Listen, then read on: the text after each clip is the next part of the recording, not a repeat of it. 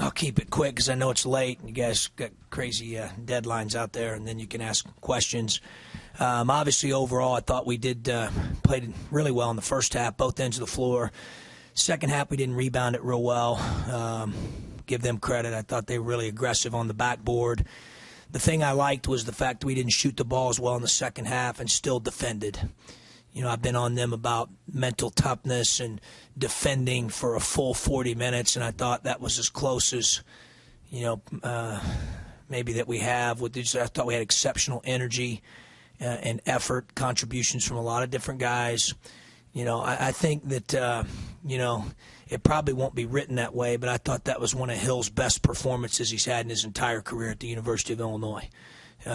His efficiency on the offensive end, his 3 assists, his 2 steals, his 6 rebounds, and the amount of energy and effort he exerted on the defensive end guarding Peter Jock, I thought was tremendous.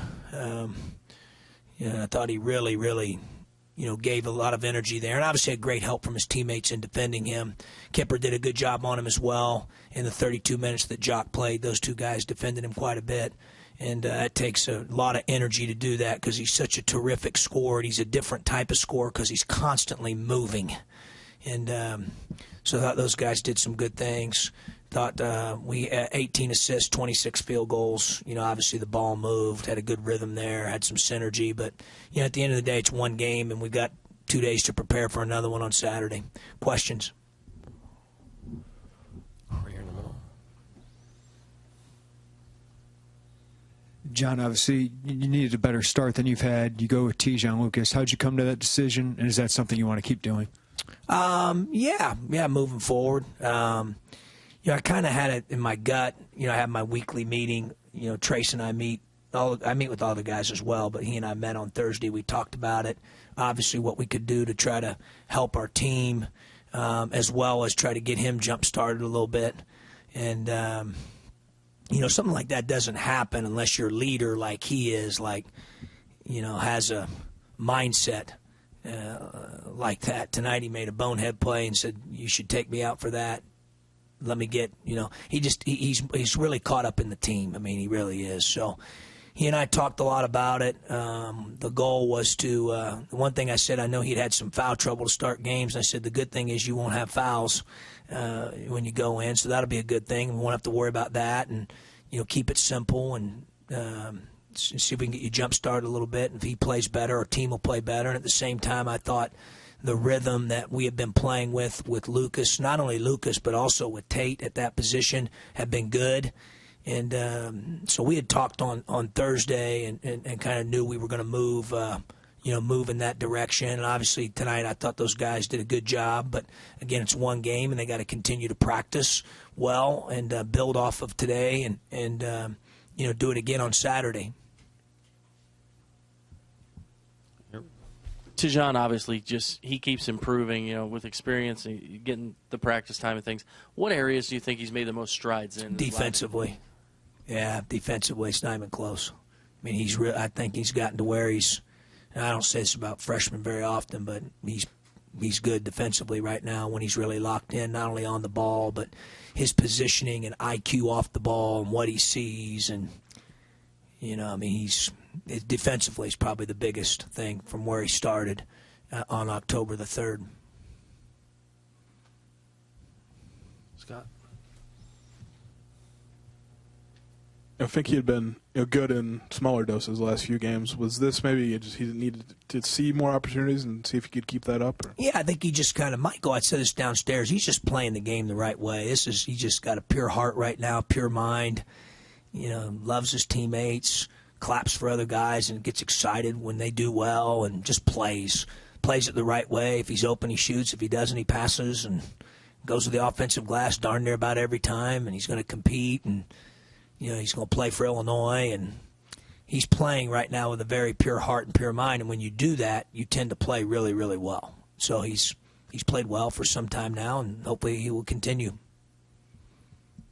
To get off to a 10-0 run to start the game, any thought to keeping that group out there and seeing if what they could do with that? Or oh, sure. We'll take a look at it and continue to evaluate. I like what I saw today, and we got a couple days of practice leading into Saturday, and we'll look at all those things, not only statistically from plus minus to offensive and defensive efficiency within certain groups and all that, and take a look at it and see if we need to make any changes or if we go the same route, and whatever we need to do to continue to make our team better.